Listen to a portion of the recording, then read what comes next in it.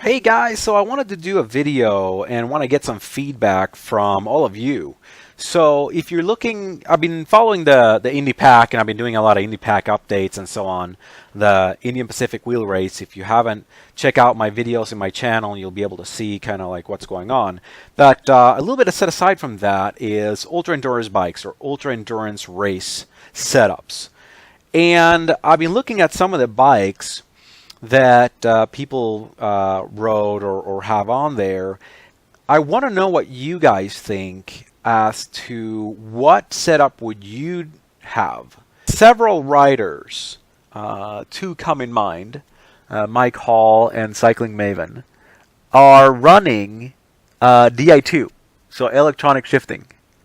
I noticed that Cycling Maven, he would charge it up when he goes to the hotel rooms and so on. So I'm like, well, what if you didn't go to hotel rooms? What if you literally went ultra hardcore in your bike packing? Would you ever set it up, or would you ever have a Di2 system on your bike? If I were to do an ultra endurance race or bike packing or whatever, would I have Di2? And the answer is no, I would not. I've had cable shifting on bikes for years that haven't failed a single time. The cables don't snap. I wouldn't do Di2. Now, several of the bikes, in fact, most of the bikes I was looking at did have disc brakes versus, and we're talking road bikes here, so disc brakes versus, cantilever or whatever. So would I have disc brakes on a race like this? Well, the answer is yes, but not necessarily for what you guys might think. Yes, because disc brake bikes generally nowadays have more tire clearance, and I want to be able to ride at least 28s, like carbon, really lightweight carbon wheels you can ride or whatnot. So yeah, I think I would. Would I ride a carbon bike and a fork? Probably. Nowadays, any high-end stuff is going to be carbon, really. Some people riding titanium, I think it's just readily available to ride carbon. I think titanium is more durable, for sure. Especially if you crash or anything like that, titanium holds up very, very well. But I wouldn't necessarily, go out of my way to try to find a titanium bike. I would probably be fine with a carbon bike. Would I ride carbon handlebars? That's a good question. No, I would not. And the reason is there's going to be a lot of weight on the handlebars. There's going to be, not just the aero bars clipped onto it. And I would have aero bars on it, but I just don't need the worry of if I fall or if the bike falls over that it cracks the handlebars, and there I am in the middle of the race with cracked handlebars, right? I mean, it's just not worth it. So yeah, I would ride aluminum handlebars, aluminum stem probably. Actually, a stem doesn't really matter whether it's carbon or aluminum, but just because it's readily available. I would ride a aluminum seat post. I would not ride a carbon seat post if I could help it. I just don't need anything to crack, especially like if I have a seat bag that's one of those huge seat bags that go all the way in the back. That's a lot of leverage. I just don't need anything that might break like that. So I would ride aluminum seat post. So not as much carbon as some of these guys are riding. Not that it's going to break for them, but I just don't need the bike to fail like that. I really don't. Another thing that I was thinking is, would I ride the regular chain ring, so 2 in the front and 11 speed in the back?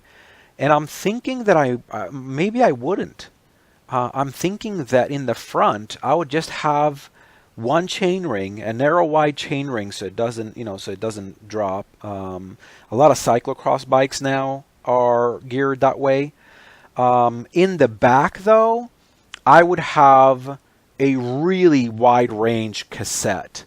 So we're talking like 1142, 1144, possibly even a 1146. I think they make. I mean, I know SRAM makes even up to 50. I don't know if I would go that crazy, but I would have a really wide range cassette in the back, so that, you know, instead of having the 2 chain rings in the front, I kind of make up for it in the back. I have that on the mountain bikes, and it works really well. And I think it would simplify and reduce the amount of parts that could possibly break or go wrong or anything like that. You know, the more I think about it, the more the bike resembles a cyclocross bike with road tires than a typical road bike. But that's what I would probably run. What would you do? What do you think about the setup that I'm mentioning, if you can picture it? Are you a gearhead? You know, I'm a gearhead, so I know it's not all about a bike, but I love wrenching on the bike, so I love having different setups and trying it out. I would have carbon wheels, like I mentioned, you know, carbon frame and fork, disc brakes, and kind of sleek, make it sleek that way. If it was just for bike packing and I'm not racing, I'm not trying to beat the clock, I would go with an all aluminum setup, probably, and even wider tires than 28, probably like 32 or something like that. I don't work for these guys. They don't sponsor me or anything, but I'll take you to their website. I saw a bike that they had here. I'm trying to remember it here, and I'll try to do this fairly quickly. All right, so it took me a little bit to find it, but so I got an email from Jensen USA.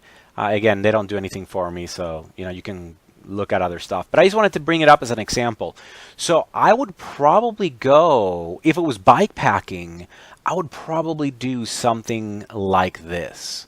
You know, it's just durable parts. Disc brakes are mechanical.